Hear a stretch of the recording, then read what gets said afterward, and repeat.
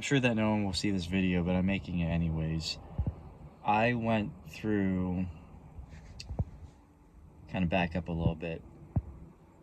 I was down in Florida in another crazy situation, sort of like a crazy situation I'm in right now. And I was sitting in my car, and I had had this idea before, but it was faint years prior. But I was sitting in the car, and this idea fell out of the sky and it smacked me in the head. And this idea is a reboot. I guess you could call this video sort of like a vlog or something. But this idea is a reboot of the Home Alone series, where Macaulay Culkin's character, Kevin, is an adult, and he's now a cop. And Harry and Marv have been in prison for the past 30 years. But they get out on good behavior. You know, they're old, and they're pretty old men now. You know, they're pretty well into their old age. And gosh, I think Joe Pesci is like, 83 or something like that, which scares the crap out of me. And there's this weird situation. Actually, I had a buddy of mine brought this idea to my head, which is really cool, where Harry and Marv and Kevin are circulating each other. They're constantly circling each other, kind of like this gravitational pull. They always almost bump into each other, but they never quite do until like the moment where they're supposed to. But this huge new threat comes in, placed it around the Chicago area where the first film was.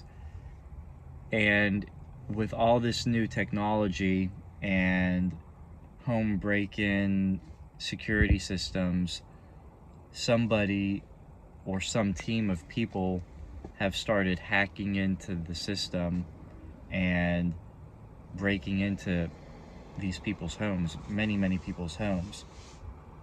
So Kevin, in the original idea, Kevin he's in charge of like the home break-in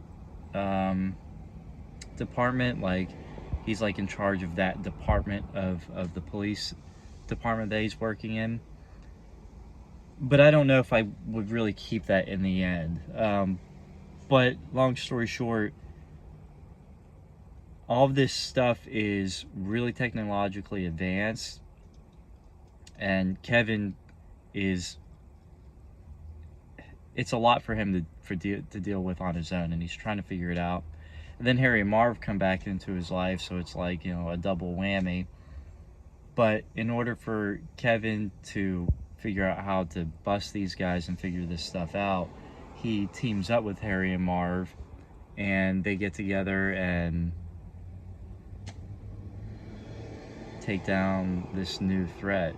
I have this thing, like, this idea is so amazing, and I'm very particular about it. I've tried talking to the I'm trying to remember the guy's name, the producer who created the first two Home Alones, who passed away obviously many years ago. But I tried reaching out to his estate, and they were very like, no, we're not making any sequels or anything. I've tried reaching out to different directors and writers, and everyone's like, no, we don't want to do this. Like, and it's amazing to me because this is such a beautiful, important idea, and it's going to come into existence one way or another. Like, this new Home Alone movie is going to be made. Like, it's going to be made. And that's what bothers me so much about it, is it's going to be made, and I'm afraid it's going to be made terribly. It's going to be butchered. And I have a very specific idea of how this movie is supposed to be made. I don't get these sort of crazy, you know, ideas all the time that just stick to me like glue. You know, I mean, what did they say? You have 10,000 thoughts a day or something? And I have a lot of ideas that come through my brain, you know what I mean? It's just like, but very rarely, or rather once in a great while, an idea will come around and it'll stick. And for some reason, this thing stuck with me. I went through a small film program a few years ago, and sorry, try not to say so much.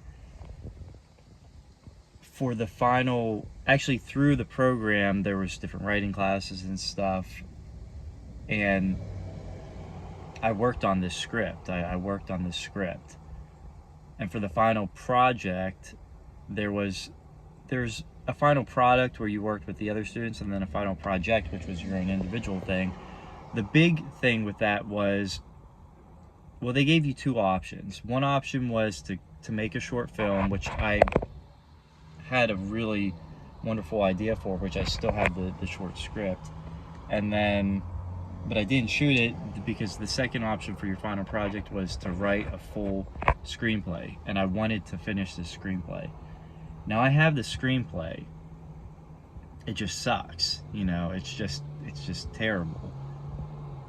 But the idea for this is so thorough. Like, ideas are very, very important. Like, you can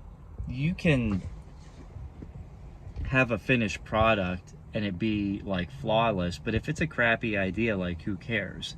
A good idea can be changed in an infinite number of ways. If you, well, many people have read the Harry Potter books, excuse me, and they're kind of dorky. Like, if you read them, they're written for kids, and there's a lot of kind of odd things in the books that are not in the movies. And my point is, all that stuff was filmed out, was smoothed out in Warner Brothers. All that stuff was smoothed out in the movies. The idea was there. You know, they didn't wait a million years to perfect the books and then put the books out. Like, you can take the idea for Harry Potter, just like Sherlock Holmes or Frankenstein or any of these things, and it'll live on forever. You can put it in a million different lenses, from a million different angles. The world is there, you know, all of that. The idea is there. And this idea for this script, for this movie, is so important to me. It's such a big deal to me. And I'm trying not to have my towel in the background. And it's just huge.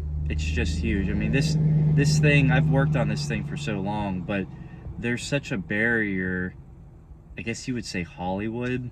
There's such a barrier to doing these kinds of things, especially whenever you're a nobody like me, in the eyes of, you know, these people. I don't believe myself to be a nobody, you know, on my good days. And this idea is just very good, and it just bothers me that this is going to be birthed into the universe. Like, this idea is going to come through. Someone is going to come through very soon, and they're going to make this movie. And it just bothers me that, or rather, it just bothers me that it's going to be, I just would like to be a part of it. Because the way that I have it in my head is just the way that I want it. And if you look on YouTube and, you know, all this stuff, like Macaulay Culkin, what was it, like he signed his name on the star or something like that, you know, the Hollywood star thing, and Catherine O'Hara, and they're doing all these reboots and stuff like that. It's going to happen, and it just bothers me. Like, I would love to be a part of it. People don't know this about me, but movies are in my blood. Like, I'm an actor, and movies are in my blood. And I didn't start writing until a few years ago. I wouldn't be carrying this idea around if the universe didn't drop it on my head. It just found me. And ever since it did, it stuck to me like glue. My only problem is I I can't perfect the script by myself. It's a huge cookie to eat. It's a huge cookie to take a bite out of. I need a collaborator. I need someone to help me, bounce ideas off of and things like that. And the world is getting really weird with AI. Like I've tried speaking with ChatGPT about this, and it'll come up with some good ideas, but there's some type of blockage there. Like you need a human element, and for me, screenplays are really difficult because normally whenever I'm writing, I'm a writer and I'm in Word and you can see the whole thing from the bird's eye view. When you're writing a script, you're in the weeds all the time. Like it's always like you're always right in the thick of it. There's no way to like pull out, expand out, and to look at the whole thing as a whole. You're always right in front of it, and it drives me crazy. So I've tried to find different like hacks and angles to go about writing it and things like that, but I need a collaborator. I need someone who's just as passionate about it as I am to finish it. And the idea is there. The idea is solid. It's fleshing it out. It's just making the script perfect. And I know they say, don't strive for perfection, strive for finished, and all these other great quotes about, how perfection is the devil. It's not that I want the script to be perfect, although that would be great. I want it to be very, very good. I want it to be the best that it can be. And I can't do that by myself. And I've tried bouncing ideas off of ChatGPT. I'm not one for, hey, go write this script, because that shit gets really weird fast. And obviously, like, I don't want to do that. I don't want ChatGPT to write a fucking script. But I'm very passionate about this idea. It's very important. And I've even tried to figure out ways to like reach out to like Macaulay Culkin and Catherine O'Hara and all this stuff. And maybe I'm a nobody in terms of Hollywood, but I'm an actor, and movies are in my blood. Movies are in my blood. I didn't choose this idea. This idea chose me.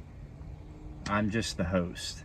So I wanted to make this video real quick. I know that nobody's going to watch this, but it was just on my mind, and I wanted to get it out there and just kind of upload it to my channel. So